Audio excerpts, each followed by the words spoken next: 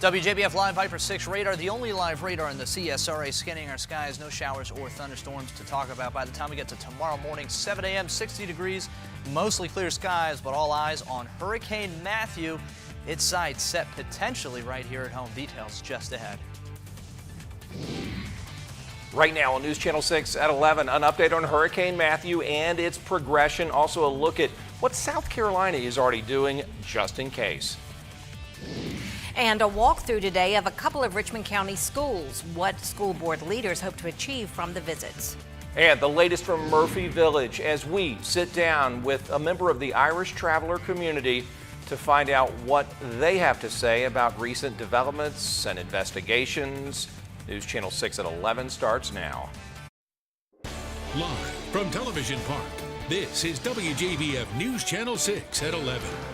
Good evening, everyone. I'm Jenny Montgomery. I'm Brad Means. Thanks a lot for joining us tonight. We appreciate it, and we begin with breaking news on this Monday out of Columbia County, Georgia, where a fire is being fought at Appling's Pollard Lumber Company. This video in from viewer Eddie Shelley. Eddie, thank you for that, and look at that massive blaze at the landmark in Appling. Pollard Lumber Company on fire tonight.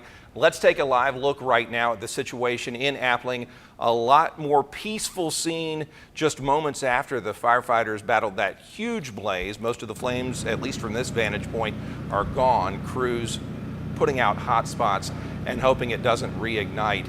I want to go to the public information officer right now for Columbia County Fire Rescue. He's Jeremy Wallen, and Colton West is our videographer there on the scene. Colton, if you could just give the mic to Jeremy and he'll bring us up to speed on what happened tonight out at Pollard's.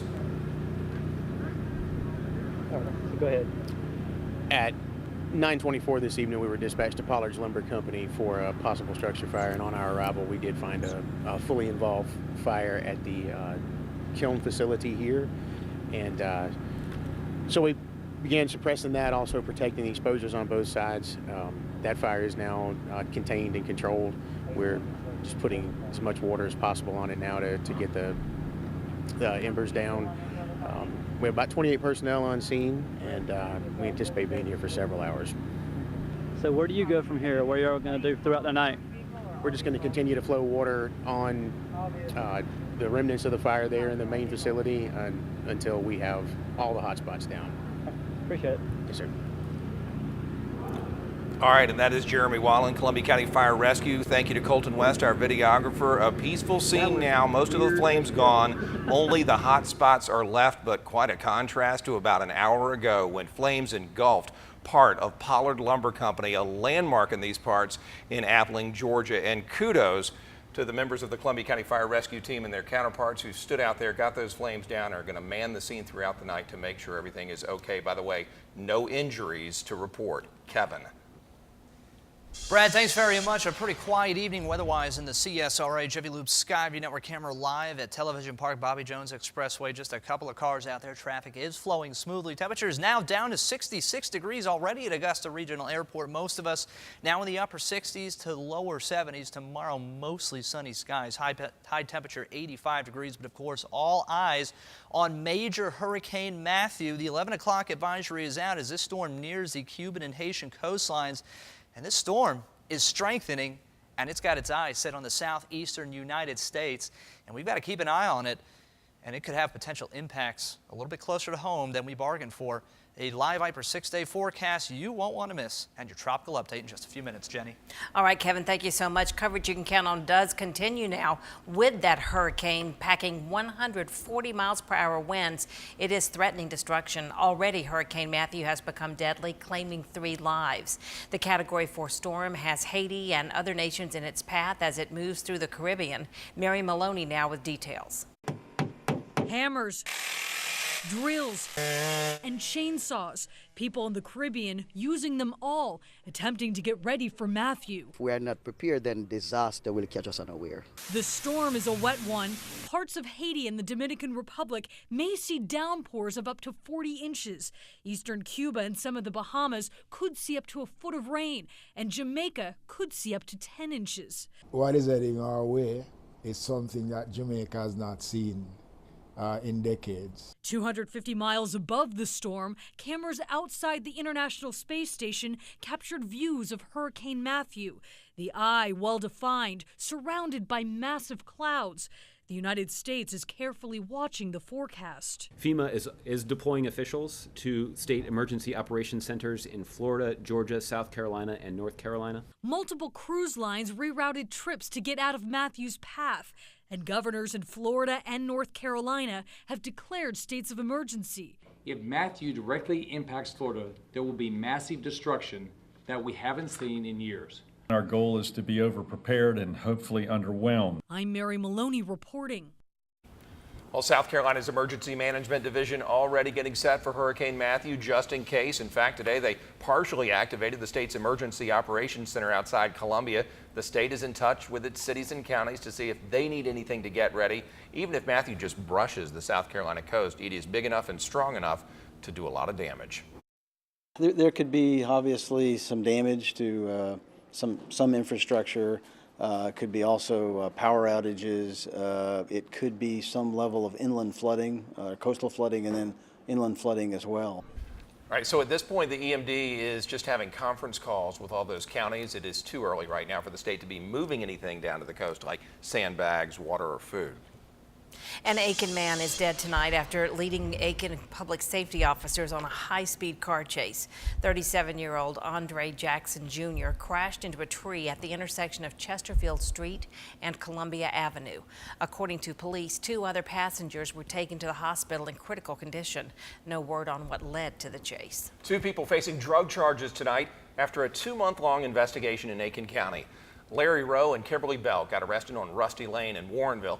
Investigators say they found the suspects with heroin and meth that they were manufacturing. They also had marijuana, stolen handguns, and illegal drug-making equipment, both facing several charges, including operating a stash house. An investigation is underway after a house fire leaves 1 man dead. Investigators say it broke out Sunday morning on Travis Pines Road. 20-year-old Gary Nelson Durham was found inside. His family says he was an aspiring musician. Crews are still trying to determine the cause of that blaze. An autopsy will be done this week. No one else was inside the house at the time of that fire. Richmond County school leaders walked through 2 schools today. Glen Hills Middle School and A. Bryan Mary Elementary School were on the agenda this afternoon. News Channel 6's Colton West has a look at what they saw. I'm real proud of the work we're doing and what the schools are looking like. A lot of new polish, a lot of new paint, so it'll be very good for the students, a little bit of expansion. So we're trying to remodel all the schools as we go through and, of course, rebuilding some, which we've done.